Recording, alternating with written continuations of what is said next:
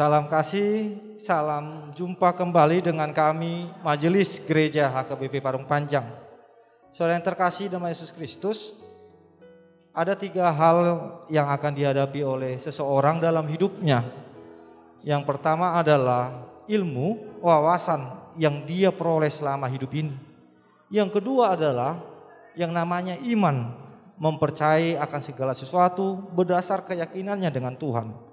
Yang ketiga adalah yang akan dihadapinya, yang diterima dalam hidupnya adalah penderitaan, tantangan dan cobaan, rintangan di tengah-tengah kehidupan ini. Yang menjadi persoalan adalah ketika penderitaan datang, apa yang dipakai oleh seseorang untuk menghadapinya?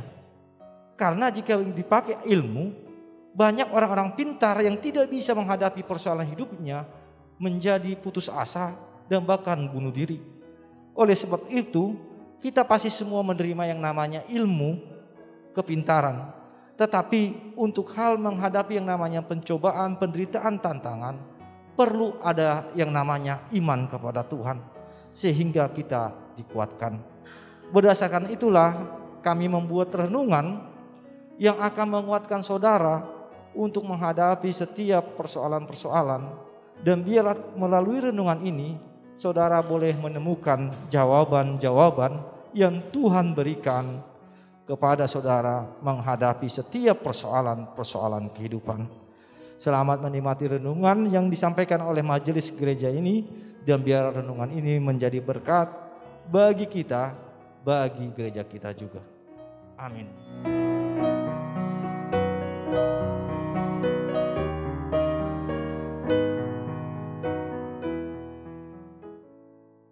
Shalom, selamat pagi untuk kita semua, khususnya untuk jemaat HKBP Parung Panjang. Sebelum mendengarkan firman Tuhan, marilah kita berdoa. Tuhan Yesus, di pagi hari yang indah ini Tuhan, kami mengucap syukur terima kasih kepada-Mu, di mana yang kami rasakan penyertaan-Mu di dalam kehidupan kami selalu Tuhan. Tuhan, di pagi hari ini kami sebelum beraktivitas, kami rindu untuk mendengarkan firman-Mu, supaya melalui firman-Mu itu Tuhan, kami kuat, kami terhibur di dalam aktivitas kami. Berfirmanlah Tuhan, kami siap mendengarkan firman-Mu. Di dalam nama Tuhan Yesus Kristus, kami sudah berdoa dan mengucap syukur. Amin.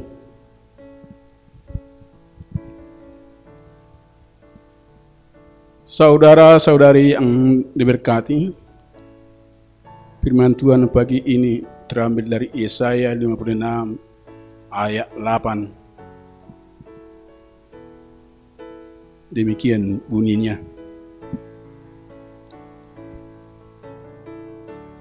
Demikianlah firman Tuhan Allah yang menghimpun orang-orang Israel yang terbuang.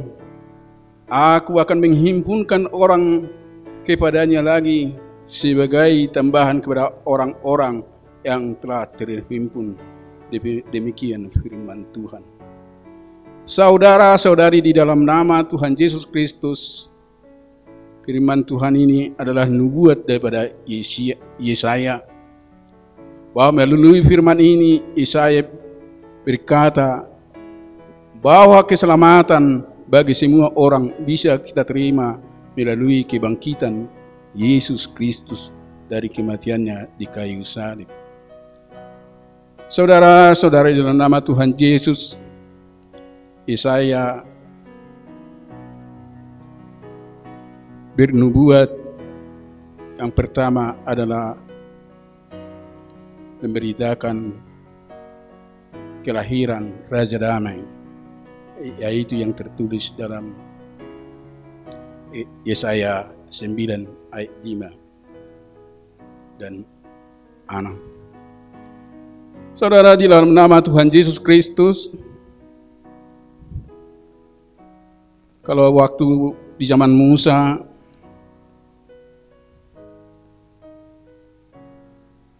hanya orang-orang Israel dan yang bersunat yang bisa merayakan Paskah, atau hanya orang-orang tertentu yang bisa beribadah kepada Tuhan. Saudara-saudara, di dalam nama Tuhan Yesus Kristus, waktu di zaman Musa melalui hukum Taurat, banyak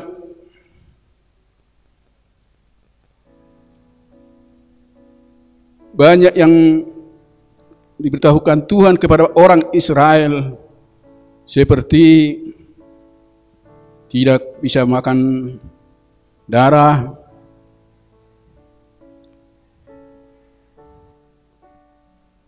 dan orang-orang cacat tidak bisa masuk ke bait Allah.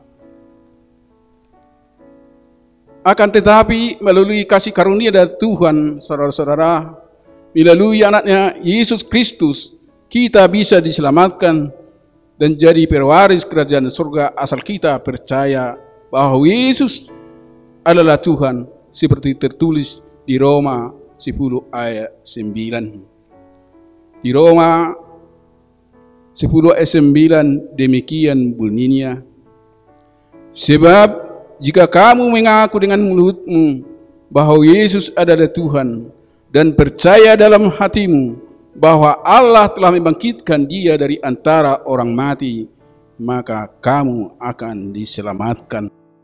Saudara-saudara, di dalam nama Tuhan Yesus Kristus, persembahan dan sunat tidak bisa mewarisi kerajaan Allah, tidak bisa membawa keselamatan kepada Tuhan.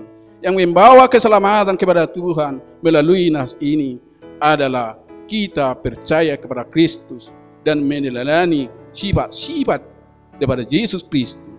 Apalah saudara sifat dari Kristus yang kita harus kita contoh? Yesus Kristus adalah suatu raja yang punya bumi, yang punya segala-galanya, yang bisa membangkitkan orang mati, yang bisa menyembuhkan orang sakit, yang bisa memelekkan orang buta. Tapi saudara-saudara, Yesus Kristus biarpun dia seorang raja anak Allah, dia mau merendahkan diri di dunia ini. Dia dihina, dia dicaci maki, dan sampai tergantung di kayu salib, asal kita selamat. Itulah saudara-saudara yang perlu kita teladani kepada Yesus Kristus. Saudara-saudara, dalam nama Tuhan Yesus Kristus, oleh karena itu, kepintaran, kesuksesan, dan pangkat tidak bisa menyelamatkan kita dari dosa, melainkan hanya kasih karunia dari Tuhan yang dapat menyelamatkan kita untuk mewarisi kerajaan surga dan hidup yang kekal. Amin. Tuhan memberkati kita semua.